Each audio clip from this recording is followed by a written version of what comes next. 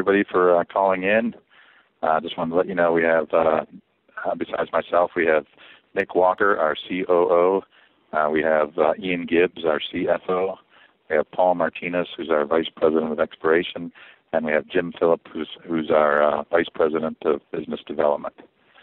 So as usual, we seem to have a set of kind of mixed results, some of them positive, some of them negative. And what I'd like to do is kind of walk through each one and discuss them, and we'll open the floor for questions. It would be helpful for those of you that are on a computer to pull up the September corporate presentation from our website, but not necessary if you're not at one.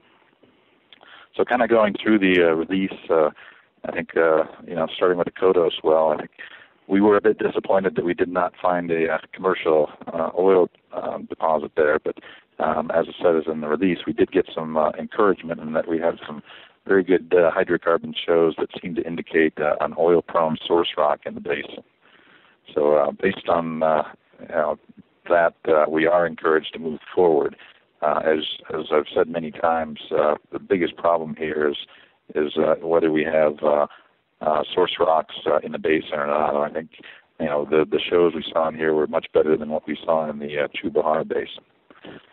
So the one of the big problems we had in this well was that we didn't see much in the way of reservoir.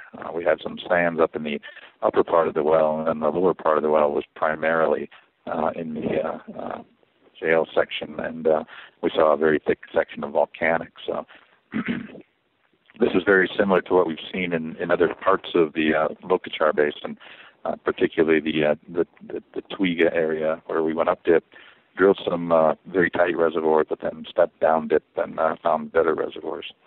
So again, for those of you that have the presentation, if you look at slide 14, it kind of shows you a seismic line that goes across the basin. And where we drilled was on the western flank, where we see some elevated terraces that have fairly chaotic seismic signature. And I think now that we've drilled the well, we see that those are generally made up of tight sands and volcanics. But you can also see on the right-hand side of the seismic line, for the budding geophysicists among you, that we have a much better-looking seismic facies as we move to the east.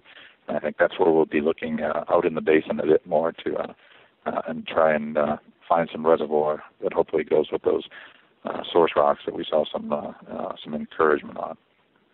So we will have a test of that concept fairly quickly. The Appear well just to the north, which will be the next exploration well we drill with this rig, will be drilled out kind of in the center of the basin. It'll see a similar section of this, and then we'll see the Miocene section down in the basinal setting. It is a separate sub-basin, so again, the encouragement we saw from the source rocks doesn't really apply up there. It will be testing a separate sub-basin, but should be able to give us some clues on reservoir that we might be able to use when moving down and back into the Carriel, central and southern Carriel basins. So on the Akossawan well, again, if you look at slide 6 in the presentation, that was an interesting well to us because we saw that it came up dip from the Amasing well, and that there was really nothing structurally separating the Amasing wells from the Akossawan well. So unfortunately, we seem to do the same thing in Akossawan as we did in the Kodos well. We perhaps drilled this a little bit too close to the bounding fault. So what we found were very thick sands that were filled with oil, a very big column of oil, but all of the sands were fairly tight and cemented. Again, very similar to what we saw in Twiga, where we drilled a well up near the bounding fault, found very poor reservoir, but then came down and were able to find extremely good reservoir. So, we are encouraged by this, that the petroleum system extends into the southern part of the basin. We also think this is the first rational explanation we've seen of the trapping mechanism, that perhaps the up-dip trap, the seal limit here is actually these tight cemented sands. So we're discussing with our partner Tullow about coming down dip and drilling an appraisal well where we get away from the basin bounding fault and hopefully find these oil-saturated sands with much better reservoir quality. Speaking of Twiga, I think one of the good news things we saw in this was the best reservoir and the best well test that we've seen so far in the entire basin. So the sands that we flowed, we believe had the potential to flow over 10,000 barrels a day with proper equipment and pumps. So very interesting play for us, and these are actually the Lacone sands, which are surrounded by the thick Lacone source rocks. So for those of you familiar with the Bakken, a very similar type thing where you actually have sands feeding out of potential source rocks. So we plan to follow up Twiga again with additional appraisal wells. I think Twiga has now become much more interesting to us because of these sands. And we're also planning to drill the Acales deep well early next year, which will be another test of these kind of basinal sands that could be quite widespread and could be significant from a volume perspective. The other well in the Locachar that we drilled was the Gamia 4. Came in pretty much as expected, has a thick pay interval, also appears to have a small gas cap, which actually could be quite useful for field development. So we're drilling ahead on the Gamia 5 well, and we continue to be impressed by the Gamia wells. This is the best field we've got in the basin to date, and it seems to be getting better each time we drill a well. The Solid 2 well, appraisal well, was not only a bit of a disappointment, but a bit of surprise in that we were just drilling up dip from a gas discovery. And we weren't able to test gas, even though they were roughly the same sands that we saw on the down dip Solid 1 well. So we do believe there's still potential in this block, both for oil and for gas. And we think that both of them are things we can make money on. So I think you'll see us putting additional effort into this block. So I guess in summary, we're all dismayed at the current share price. Unfortunately, we seem to have hit kind of a perfect storm. We're in a tough market. Falling oil prices. All stocks in our sector have been hit, but ours have been hit significantly more than others. I think the other issues we have obviously are we have had some disappointing basin opening wells. The introduction of a capital gains tax by the Kenyan government hasn't helped us, and I think the resource report that we put out, although we were happy with the increase, I think it was below some people's expectations. So I think I would like to make 3 points about this, before we go on to take questions. Number one, I think the oil price drop, we believe is going to be short-lived. I should say I believe is going to be short-lived. If you looked at the article in The Economist today, they talked about using oil as a weapon by the U.S., and I think both the U.S. and the Saudi have incentives to keep the price down in the short term. But if you look in the long-term price, you see it's actually quite robust. So I think we're looking at a very temporary low oil price, and I would be surprised if it didn't rebound sometime in the new year. And I think that really has an effect on us because the primary value of our company is really the contingent resources in the Locachar Basin. If you look at our analyst reports and you look at what people write about us, very few of them give us any credit for new basin exploration. The resources that we've found to date, are significant, and we believe they're going to grow.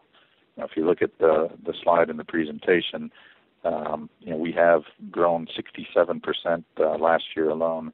And I think with the program we've got, we see a very good chance to keep growing those contingent resources significantly over the next 6 months to a year. So I think if you also read our analyst reports, you'll see that they primarily value these resources, and their expectations are 2 to 3 times the current share price. I think the point of that is that our share price really is trading at a severe discount, even to what we would consider the proven value of the stock based on the contingent resources found to date, and especially the fact that we expect those resources to grow. But I do want to say that we still are quite keen on the new basin opening wells. If you see in the presentation, we will have 9 basins in the next 18 months that we will either be drilling wells on or shooting seismic on. And I'm still convinced that there are other basins out there that are going to be just as good as the Locachar Basin, if not better. So we've got 2 of those wells drilling by the end of this year, and we'll continue to be pursuing new basin opening wells that I think if we find another basin with one of those wells, I think it has a chance to double the value of our company. So with that as a backdrop, I think I'd like to go ahead and turn over to the moderator and start taking questions from the audience. Thank you. We will now take questions from the telephone lines. If you're using a speakerphone, please lift your handset before making your selection. To ask a question, press star 1 on your telephone keypad, and should you wish to cancel your question, press the pound sign. Please press star 1 at this time if you have a question. There will be a brief pause for the participants register. Thank you for your patience. The first question is from Brendan Warren of BMO Capital Markets. Please go ahead. Hi, Keith. It's Brendan speaking. Just look, two questions if I can.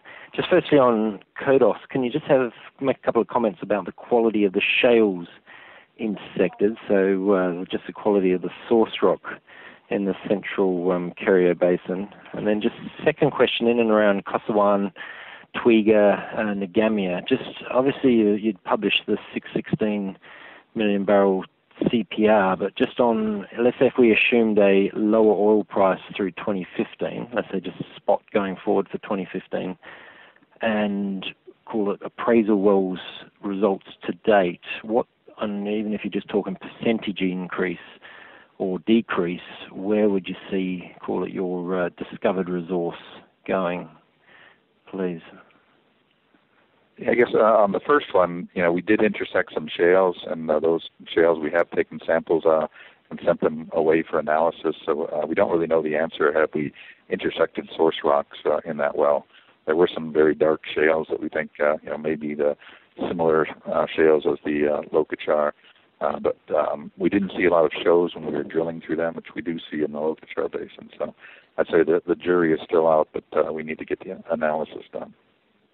As far as the impact on oil price or our appraisal drilling, I think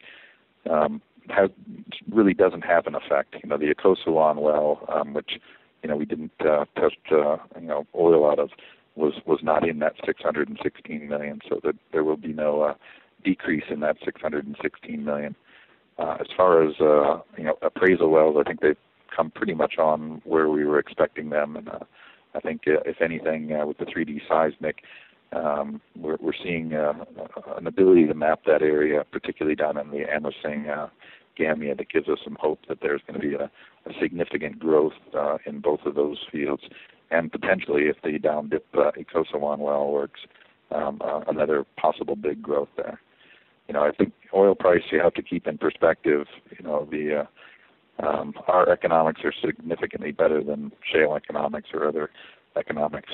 We can have positive cash flow at probably about $30 a barrel. We don't want to develop the oil fields at $30 a barrel. It will have a significant rate of return problems, but our resources, our contingent resources, aren't based on an economic model that is very sensitive to oil prices. So I don't think it will have either a positive or a negative effect on the actual resources. Okay, thanks, Keith. Thank you. The following question is from Shaheen Amini of TD Securities. Please go ahead. Hello, Keith. Two questions, please. The first, on your appraisal test results on Ngamia and Twiga, do you have any comments in relation to the recovery factors? And the second question is, obviously we've got very tough market conditions and the oil price hasn't helped, but I suppose there is increasing focus on your financing for 2015 as well. I wonder whether you are in a position to comment on what your plans are for funding beyond middle of 2015. Maybe I'll take the second question first, and then maybe I'll ask Nick to help me out a little bit on the appraisal wells. The second question is, obviously we realized that at some point we're going to have to do something with respect to funding. We still think industry partnering deals are our preferred route. I think one thing to keep in mind with the capital gains tax that passed, a deal where a farm-in is done is not subject to capital gains. So I think the one thing that capital gains tax may have pushed us into is looking a little harder at farm-outs than outright company sales at this point.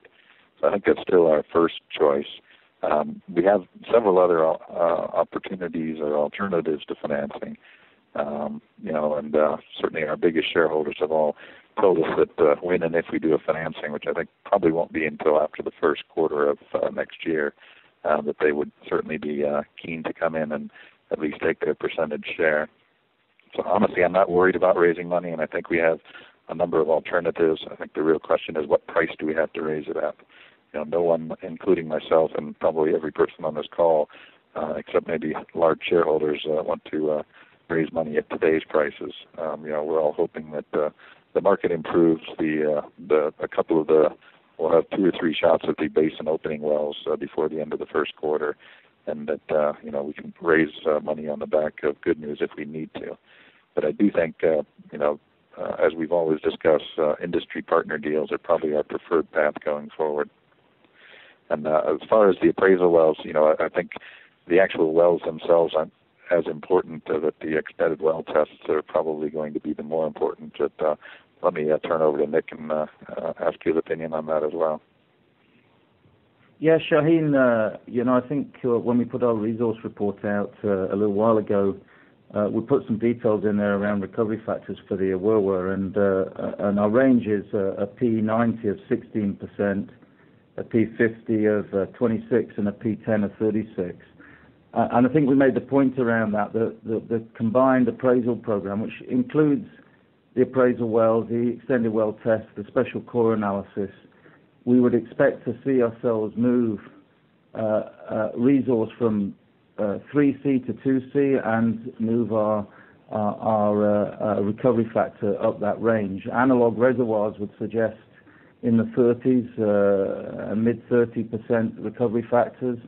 And so our program that we've got that's sort of set out in our corporate presentation over the next 6 months or so is aimed to increase that understanding. And if we end up with successful results of that, and we've nothing at the moment to suggest that we won't see that we would be moving ourselves up that range of recovery factor and also transferring.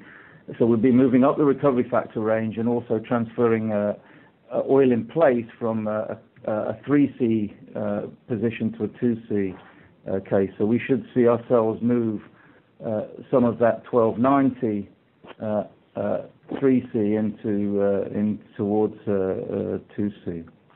So what I would say is Ngamia 4 was a good result and sort of in line with expectations. The Twiga test actually surprised us and was much better than expected. So the reservoir that we tested in the Awurwa there that free flowed also, which again it free flowed at very good rates. And with a pump, as Keith said, we'd be able to get over 10,000 barrels a day. The rock quality is exceedingly good. It's over it's Darcy quality rock on average for that, and we saw no depletion. So, we're looking for more of the same as we progress our appraisal program over the next 6 months. That's very helpful. Thank you. Thank you. The following question is from Ildar Develshin of RenCap. Please go ahead. Good afternoon, gentlemen. Thank you very much. So just 2 questions. The third was just answered. I was wondering about permeability in Twiga. But the first one, still on Twiga, like the range of the flow rates is quite wide from like 150 to 3,000. Could you just elaborate in terms of conditions? Like what was the initial flow rate? How long did you test it for? Is it 1 day, 10 days? A bit on that. And the second question is on your future new basin wells.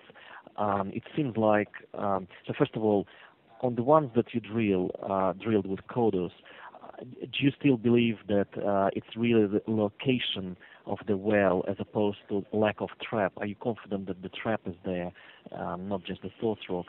And if you do you think you should improve your well location together with your partners, so that you locate the well in a better position before you start drilling, like in Turkana, if you're going to drill it?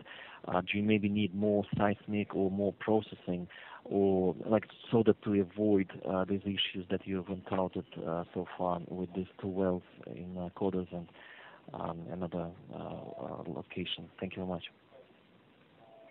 And maybe once again, I'll take the second question first, and then maybe turn over to Nick for the first question on the well testing. But it is an issue for us locating these wells, especially in new basins where we only have sparse 2D data. We still are struggling to understand the facies in Lokachar, even though we have 3D data. We've just got reprocessed 3D data, the kind of the final processing. We've seen some preliminary processing, but some of the new processing is really starting to give us hopes that we can start mapping out those facies and understanding that a little better. Now, as far as shooting 3D seismic to do exploration in kind of remote basins, I don't think it's cost effective. The cost of the 3D would be significantly more than the cost of drilling at least one well or maybe even two. So I think on 2D data, what we're really trying to do is prove the hydrocarbon system. I think what we've seen is we have to be a little more careful about getting too close to that fault, and we are looking at some of the locations on future wells. The Appear well is definitely not in that category. Appear is out in the middle of the basin on a nice four-way dip-closed anticline. Again, if you look in our presentation, there's a nice slide of that. So we'll be out well away from that basin-bounding fault on that. When we go up to Ngamo, which is the one on the Turkana Basin, I think that is an issue, and we are looking at that seismic now and trying to understand if maybe we need to deviate, drill down dip, or move away from that fault. But again, the biggest thing in a basin opening well is to come in and test the petroleum system. And as we did in Gambia, we drilled a little ways away from the fault there, and we did find the reservoir. So I think one thing we are thinking about doing is, down dip side tracks. We would have liked to do that at Ikosuan, but unfortunately the reservoirs are so shallow there that we just weren't able to reach very far down dip to see. At Twiga we were able to reach down dip and went from basically almost no reservoir to a very good reservoir quality section just by sidetracking the well. So maybe with that as a backdrop, I'll turn over to Nick to talk about the testing. Yeah, thanks, Keith. So, I think we did a very comprehensive set of tests on 3 zones at Twiga. So we tested 1 zone in the Lokon and 2 zones in the Awurwa. And the range of rates we've given there cover each of cover the zones that we've tested.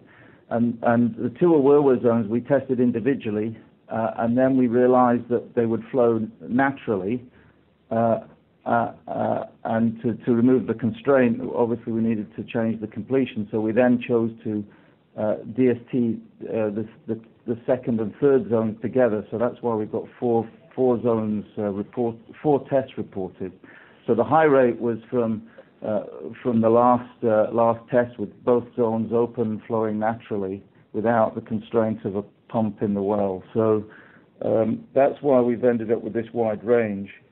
But it was so the Awurwa here has flowed extremely well.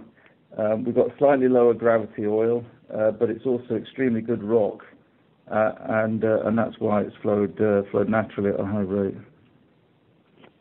Hopefully that answers the question. If I can. Yeah, maybe just one follow-up in terms of further exploration appraisal. Are you planning taking cores and doing core analysis from Kodos or Ikosuan? And generally we don't do core on the first exploration wells because you're just shooting in the dark. We usually find that if we try to core an exploration well, we end up not getting the reservoirs or not getting where we want.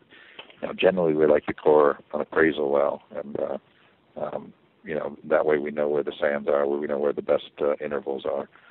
So I think the answer is probably on exploration wells. We're not likely to core, but on follow-ups and appraisal wells, that's when we'd expect to core. Right. Okay. Thank you very much. Thank you. The following question is from Theodore Ninsen of Swenking. Please go ahead.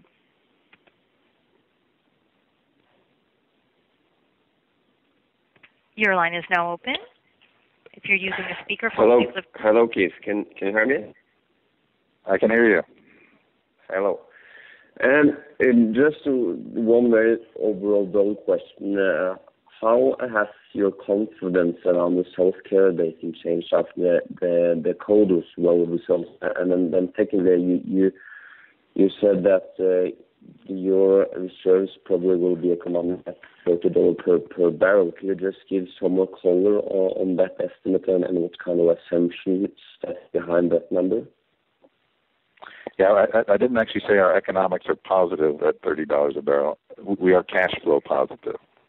So, whereas in the shale belt, probably when oil starts going below $80 a barrel, they will have to start shutting in wells because the wells are actually losing money.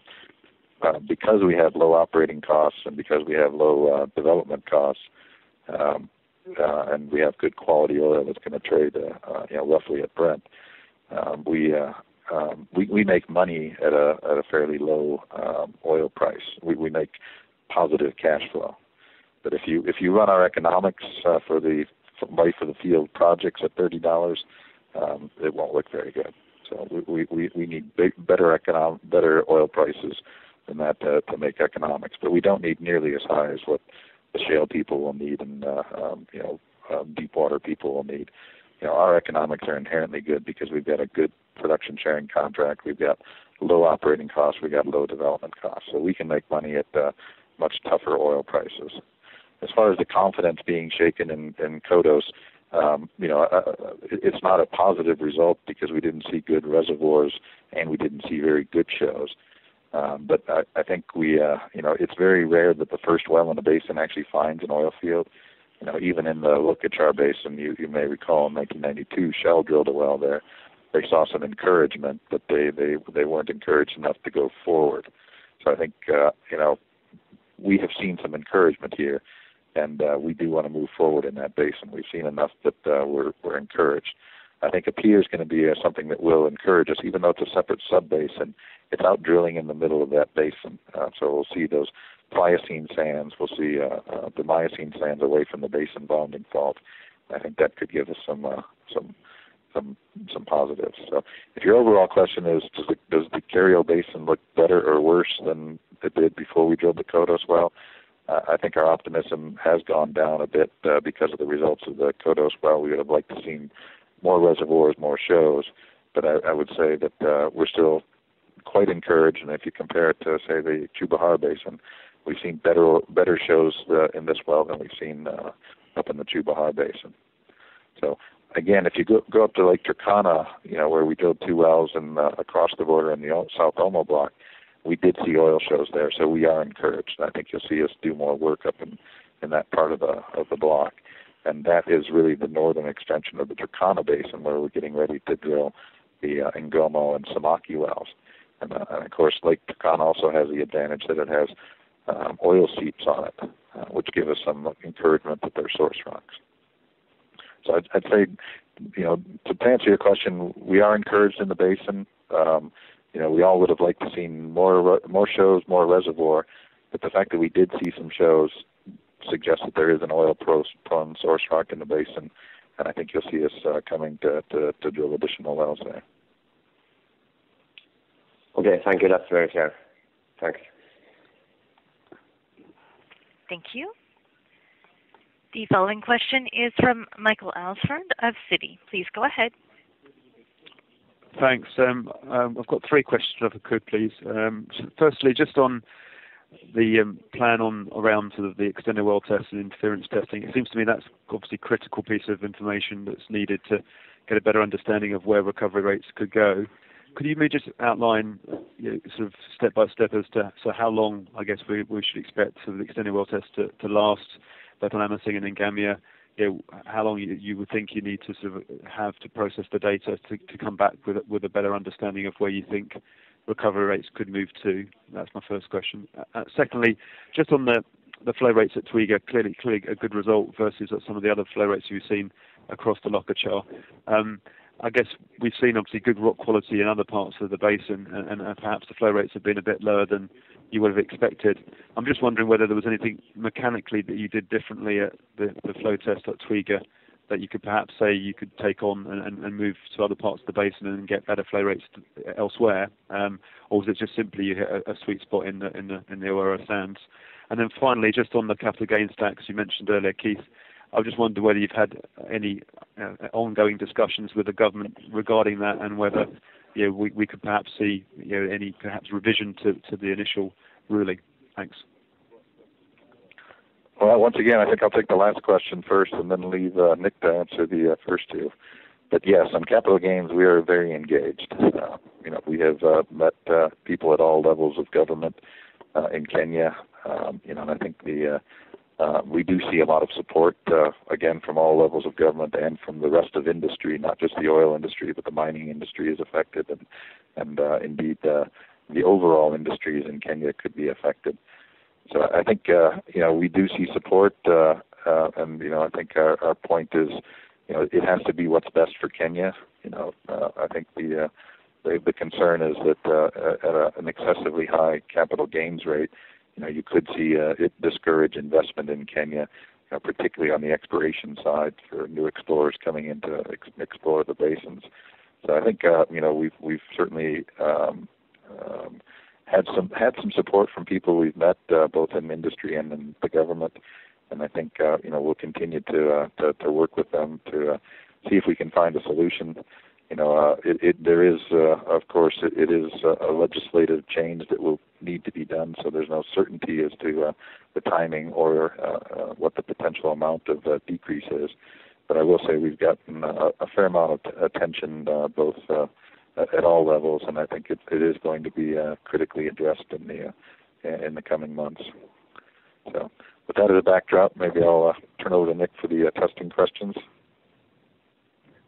Yeah, Michael, I'll deal with the extended well test first. I mean, where we're at is now we're just sort of buttoning up the test on Twiga, and then the plan is for the rig that we've got there to move to Amasing to complete the two wells that we've drilled and suspended on Amasing as the first EWT wells. And what our plan there is that we will be installing multi-zone completions with 6 zones in each well completed. And each of these completions will have a sliding sleeve in there which we can operate from surface, which will allow us to produce each zone selectively, and we'll also have multiple gauges in the well so that we can measure the pressure response at the offset well. So these wells are, if you might recall, are placed 500 meters apart, which is broadly what we think will be the well spacing on a development. And so this will give us very useful information that we have connectivity between the up-dip well that will produce and the down-dip well that will measure the pressure in. And we'll do this over 6 zones. So we should have both those wells completed before the end of the year, and then we go into a cleanup phase on each well, and then we'll go and produce each zone and measure the response. Now, it's a bit indeterminate at this stage how long we're going to take to see the response. The pressure data that we've got so far suggests these things are connected between the zones, which is good news, and to some extent it depends how big the reservoir is as to how long it takes us to see the pressure response. But we'll be producing each zone selectively through the early part of next year. And then the rig's going to go and move on, and we're going to do the Ingamia completions.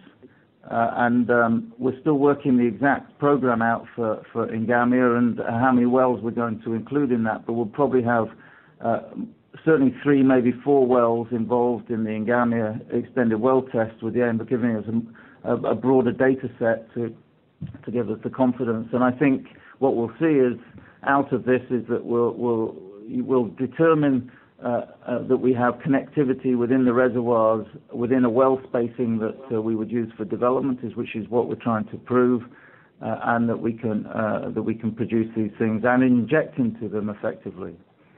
It'll be a good test of the completion techniques that we're thinking of employing. So you'll see that sort of evolve sort of through the end of this year, early next year with Amasing, and then I think it'll take sort of end of first quarter, second quarter to see the Ingamia extended well test data coming through. moving on to the Twiga test rate, where we're at is that these reservoirs are slightly under pressured, so we're on the cusp of the reservoirs being able to naturally flow with the energy that's in there.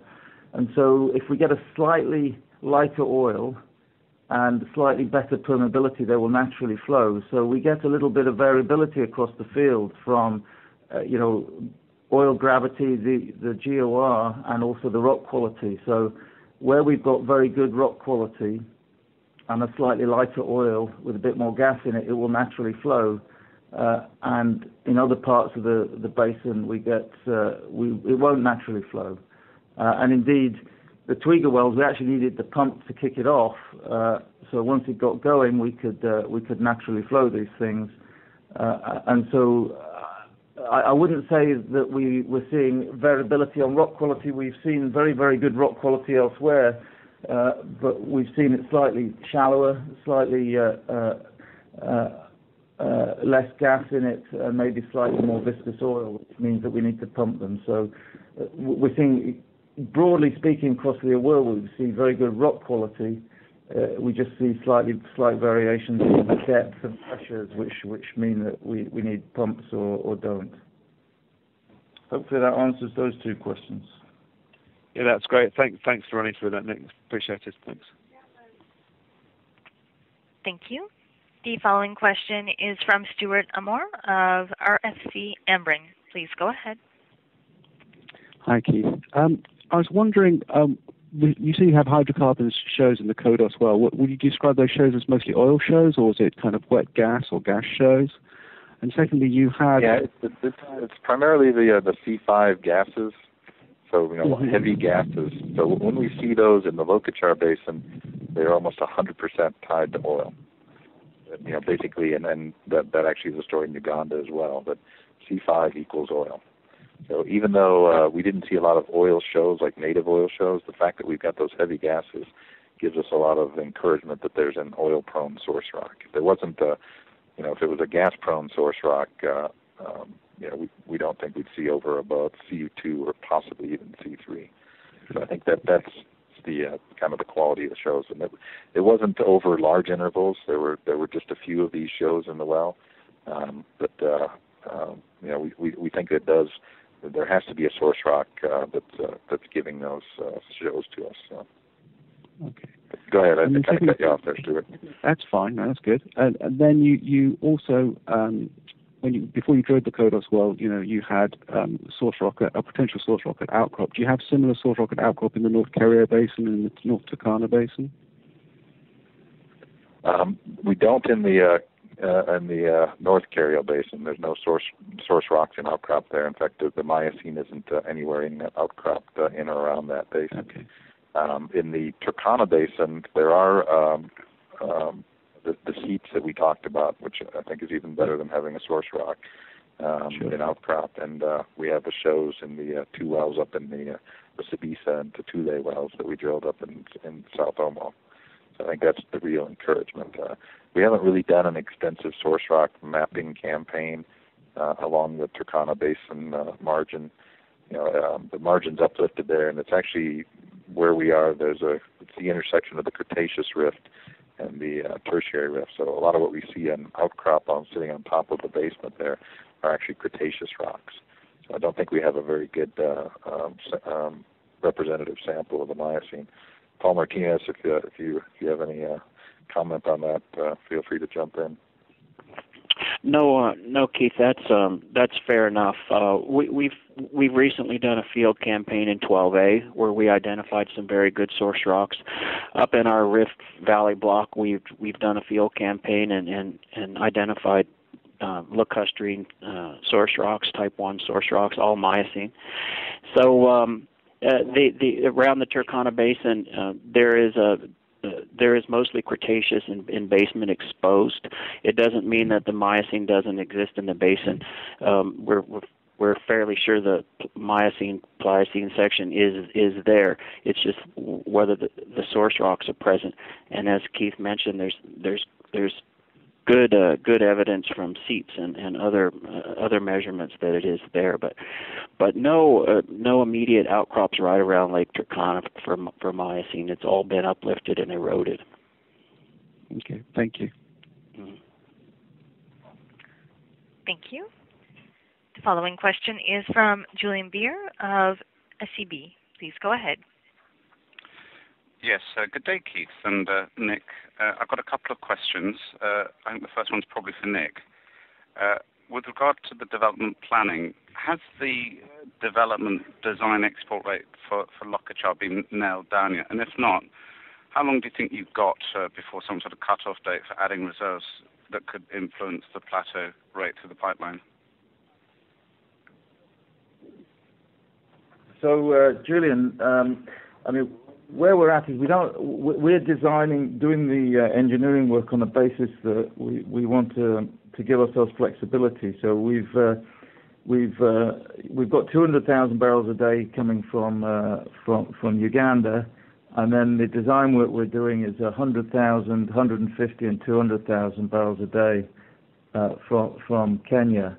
The point here is that we're trying to make sure we build flexibility into the choice of the pipeline, and actually, indeed, when we come to choose it, we'll have thought about how we put flexibility into it. So, for example, we might choose to have a bigger diameter than we actually need, with the aim that we add pump stations later to give us opportunity to expand it. But so we're trying to do the work with the basis that we have flexibility in mind. We don't really need to choose what this looks like until we get close to sanction, as long as we have done the engineering work to give ourselves those choices. So we would say that we don't actually have to make a decision on the pipeline size until probably the end of next year into early 16. Okay, so when whoever goes out to tender on the pipeline goes out, it will be for quoting for a series of options. Well, it might be, or we might have chosen it by then.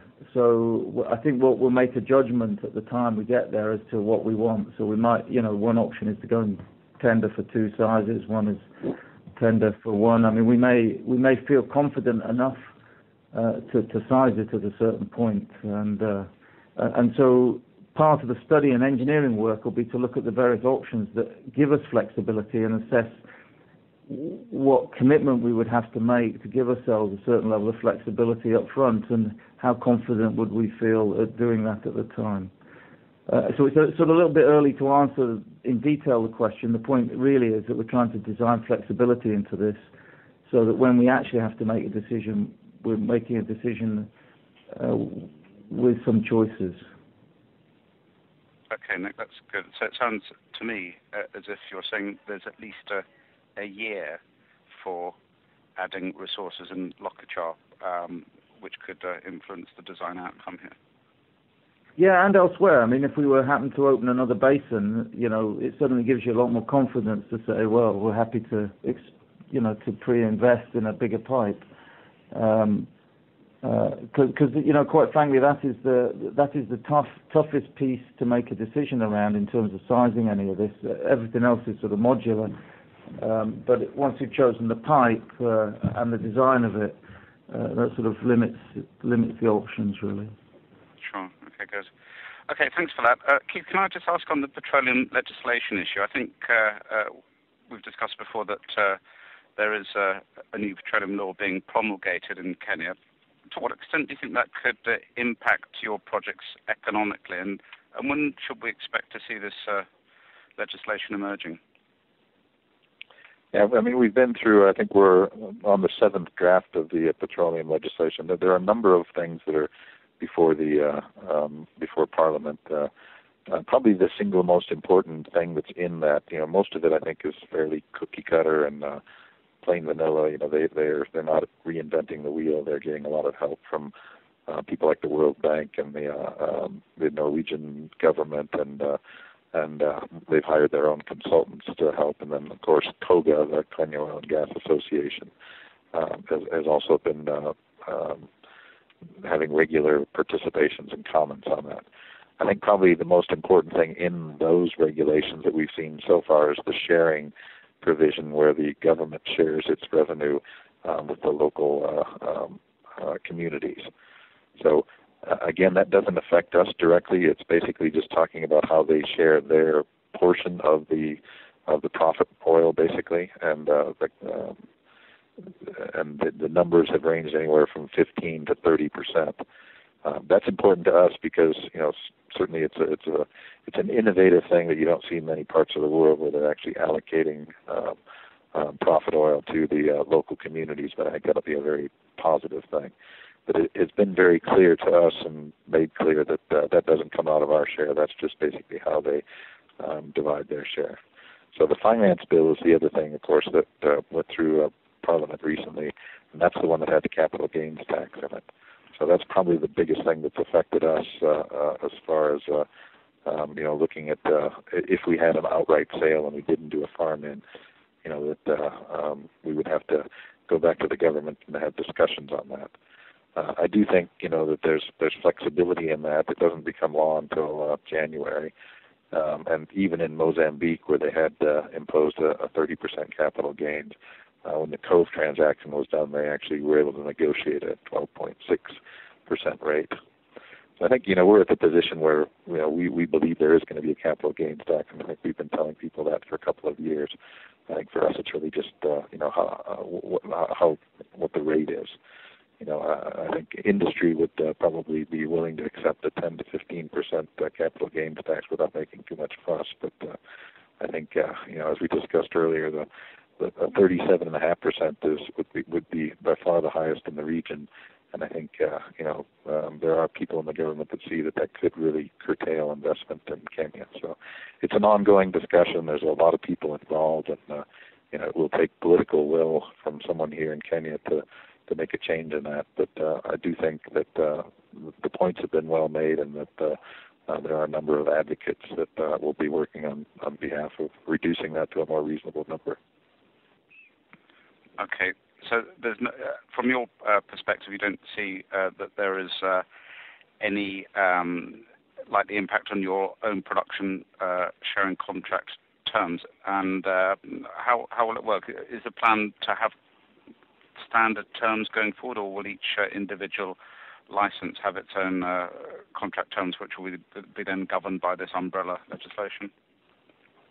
No, I mean, the PSAs, there's no mention in any of the regulations that we would change our production sharing contracts. In fact, the study commissioned by the World Bank, that was their number one conclusion is, don't change terms of the PSA, that contract stability is probably the single most important thing for getting investment into the country, not just for developing these oil reserves, but for doing more exploration and the overall economy. There are a lot of ambitious plans, not just for oil, but for infrastructure and industry and investment here. And I think, the Kenyan government is keenly focused on attracting foreign investment. So I think, as I said, this isn't just an oil industry thing, and this isn't just an Africa oil issue. This is an industry-wide, oil industry-wide, but it's also a Kenya-wide debate that is going on capital gains. But our terms are fixed. Our production sharing contract terms have production splits. Both cost recovery and profit splits fixed in the contracts. Each block is slightly different, but relatively close to span. Okay, that's right. And then very finally from me, you said in the past that you've had interest from major oil companies to discuss your holdings and possibility of participation. What's the level of interest now? It's still quite high. We're still getting a lot of inquiries. I think people are seeing with a lower share price that the price may be going down, but I don't think that's the case. I think we are, we're still very bullish on this project, and I think the big companies of this world don't take a short-term view on oil price. They take a 20-year view, and I think the attractiveness of the project, they'll be using their own internal oil prices long-term, which I think look a lot more like the long-term spot market that you find out there, and I don't think their enthusiasm will be dampened. Great. Thanks so much. Thank you. The following question is from Al Stanton of RBC. Please go ahead. Yes, good morning, folks. Can I just ask some Anunnaki questions about Eco Sarwan? I mean, you talk about the poor quality of the reservoir, and I'm assuming that's diagenetic rather than depositional. But looking at the shallowest horizons, I would have assumed that they would have been some distance from the fault, and in fact, cementing would have been more of an issue with depth rather than at the shallow area. So you must have been really quite surprised to have found the cement in this area. And then I suppose the follow-on questions are in terms of, you know, whether you had an oil down to an oil-water contact and what that means for the, you know, the Eco Sarwan structure. Is there a smaller prevailing structure or prospect that you can still get after, you know, down dip or further from the faults? But conversely, what does it mean for the up-dip appraisal of the Mosing? Just looking at Figure 6 on the presentation, you know, those wells are some distance from the fault. Do you have to take a different view now on the up-dip area of that reservoir? Yeah, maybe I'll let Paul Martinez handle this in general. But you know, we didn't actually, you know, when we drilled the well, we saw a very thick section of oil-stained sand, and we were actually quite excited about it. It wasn't until we actually ran the porosity logs and did the RCI that the NDT basically sampling that we realized the porosity was much lower than expected, and the rocks were tighter. But as far as I know, and Paul, feel free to jump in, you know, we had oil from top to bottom. The thickness of the stained oil column there was quite good, and I don't think it has an effect. If you look where we're drilling our Amosing appraisal wells, they're basically along strike from where we've already proven good reservoir. So I don't think it'll have an effect there. But Paul, why don't you jump in and give your opinion? Yes, well, that's right. Eco Sarwan, when we were drilling it, looked extremely encouraging.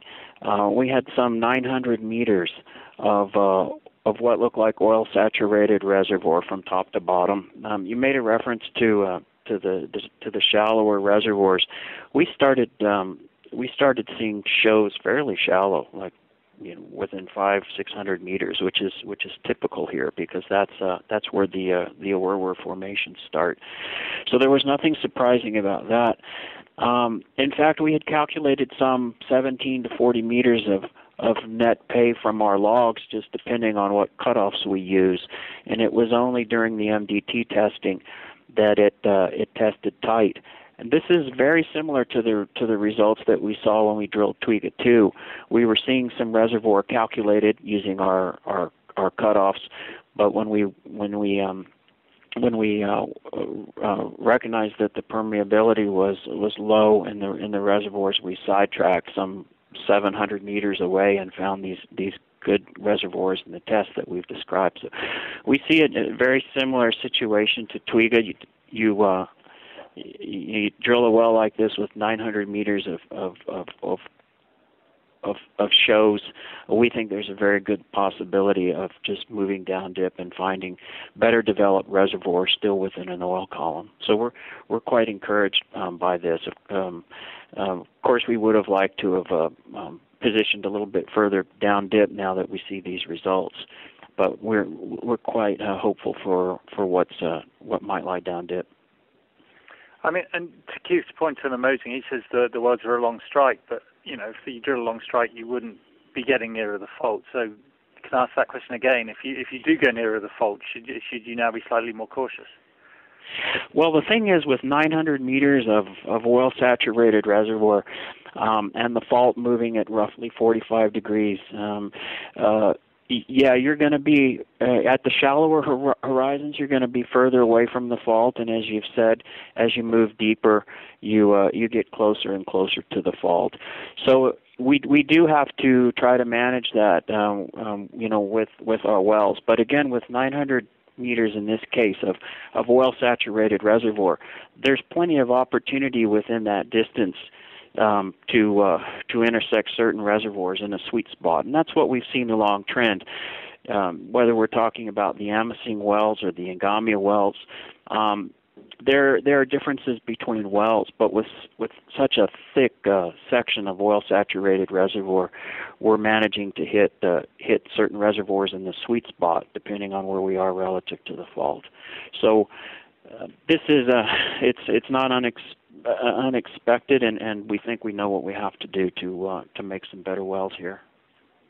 Okay, thank you. And I would say that the new 3D, we are starting to see that we can maybe start mapping these facies, so that that would be the ideal, is if we can actually start predicting these reservoir facies. Now that we've got about a dozen wells calibrating along the flank of that basin, I think you'll see us be able to use the 3D seismic hopefully as a tool to define where that edge is.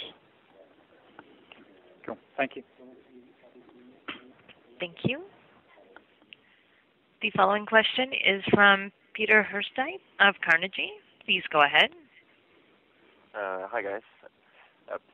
Hello, Peter. How are you? Hi. I'm good. Good. Just a question regarding your the financing and budget going forward. What budget do you expect for the exploration and appraisal next year? And could you also give us some kind of a ballpark figure for what development, the cost of development, assuming your current working interest? Yeah, unfortunately, we're still finalizing the budget, so we really can't give you a very accurate figure at this point.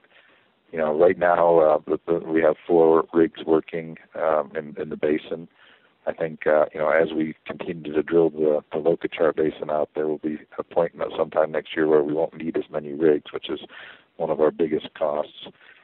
Again, the basin opening wells are going to be a huge variable. If we do hit on our basin opening wells, then I think you'll see us, keep the same type of number of rigs, if not accelerate. But of course, on good news, financing is not an issue. We should be able to raise what funds we need to explore those new basins. So we will start spending more money on development next year. As we go into move from pre-feed to feed on the pipeline facilities. But it's hard to say, what the expenditure is going to be at this point. I think certainly as a ballpark, we won't be higher than we are this year. And again, in a non-success case on new basin openers, we actually may see a decrease in the spend rate next year. But it's a bit too early to talk about that until we've finalized a budget with our partners. Okay, but and in terms of the from the resources you have at the moment, what is the kind of range you're talking about in terms of development costs for that entire project, getting that to completion? Yeah, again, I don't know, Nick, if you want to comment, but I think it's a bit early, depending on where we are in the development cycle. But Nick, I don't know if you got any comments on that. Yeah, what I would say is it's going to be probably $10 per barrel or less. So for the sort of 616 2C case, you could sort of think about $10, and for a bigger case, you would expect it to reduce, so maybe 6 or 7. That excludes the pipeline, so the pipeline will come on top of that, and you might look at a tariff, of about $8 a barrel for a pipeline. All right, that's thanks. That's very helpful. Thank you. The following question is from David Mirzai of CG. Please go ahead. Oh, hi, gents. Most of my stuff's been answered. Just one thing, if I can pick up on Al's question, I think I'll ask it in a different way. You moved your well that you were going to drill in the central Kerio Basin to the Kodos well. You obviously saw greater prospectivity there pre-drill. Obviously, the results have come back. You're too close to the fault. In terms of the other basin opening wells that you have marked up for the program, can I ask how they affected from the discovery that if you drill too close to the fault, you won't get good reservoir? I do think we definitely have to take a harder look at that. As I said, the first one we're going to drill at Pierre, that's not an issue. It's out in the middle of the basin. But I think even at the Ngomo well, which is kind of a look-alike to Kodos. We moved to the Kodos location because it was up dip from the Daipa location that we previously had. When we shot more seismic, we saw that things were rising up dip to a better-looking prospect. which was slightly closer to a fault and slightly more chaotic seismic data, but it was a bigger structure and it was up dip. But I do think, now, especially with these last 2 wells, we are going to have to critically look at these and talk about moving a bit down dip to try to stay away from this reservoir facies. And 2D, you can see some effects on the 2D. It's much better on the 3D, but on the 2D, you can see kind of these wipe-out zones that do suggest you're in the tight Syn Rift basinal facies that you want to stay away from. So I do think it's a little wake-up call that we need to run every one of our new basin opening wells through a process to make sure we don't repeat these results of being too close to the basin bounding fault. Yeah. Now, I'm aware that the Appear is more of an axial well lying in the middle of the basin, so a slightly different type of structure to aim at. But you've also seen a lot more faulting probably in the last 6 months than had previously been indicated. Some obviously up in the north in Etom, then again down in Ekasa-1. What do you think the key effect of that faulting will be in the basin? Will it allow in hydrothermal fluids to cause greater cementation, or could it actually act as a trap fail, allowing the oil to escape through the seal? I think it's more the risk is more the latter. I think what we saw in Etom is that we had beautiful reservoirs, and we did have oil in the system throughout the system, but that there was probably the trap had probably been compromised by some of that faulting. So that Appear is a nice 4-way dip closed anticline, but it does have crustal faults, particularly in the Pliocene. So I think in the Pliocene section there is a risk that some of those faults could be leaky. As you move down into the Miocene, which if you look on that the slide on in the corporate presentation, you see much less evidence of that faulting sort of below that volcanic that we believe separates the Pliocene and the Miocene. So the Miocene section that is, what is productive in the Lokachar Basin, we don't see the degree of faulting down there. So it'll be an interesting well. The Pliocene is productive in the Lake Albert Basin. So I think we're quite keen to take a test of that Pliocene sand as well.